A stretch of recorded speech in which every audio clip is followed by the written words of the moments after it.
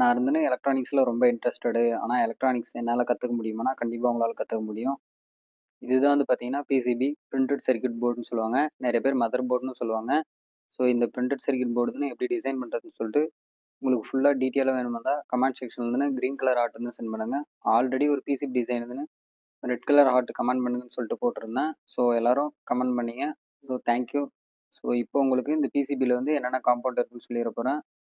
நீங்கள் ஒரு பிகினராக இருந்தால் கூட பரவாயில்ல, ரொம்ப ஈஸியாக பிசிபி டிசைன் பண்ணலாம். ஸோ என்னுடைய நேம் பார்த்தீங்கன்னா சந்துரு. இந்த பிரிண்டட் சர்க்யூட் போர்டில் இருக்கிற காம்பவுண்ட் என்னென்னு ஃபஸ்ட்டு சொல்ல போகிறேன். ஸோ அதுக்கு முன்னாடி உங்கள் ஃப்ரெண்ட்ஸ் எலக்ட்ரானிக்ஸில் யாருன்னா இன்ட்ரெஸ்டடாக இருந்தாங்கன்னா அவங்களுக்கு இந்த வீடியோ ஷேர் பண்ணுங்கள். ரொம்ப ரொம்ப யூஸ்ஃபுல்லாக இருக்கும்.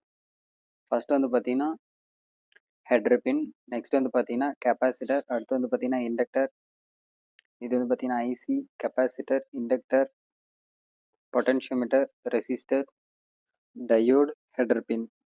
அவ்வளோதாங்க. இந்த பிரிண்டட் சர்க்யூட் போர்டில் இருக்கிற காம்பவுண்ட் அவ்வளோதாங்க. இதேமாரி பிசிபி டிசைன் நீங்களும் பண்ணோமா தான் நம்மக்கிட்ட கோர்ஸ் அவைலபிளாக இருக்குது. ஸோ ஃபஸ்ட்டு ஒரு 50 மெம்பர்ஸுக்கு ஆஃபர்ஸ் இருக்குது.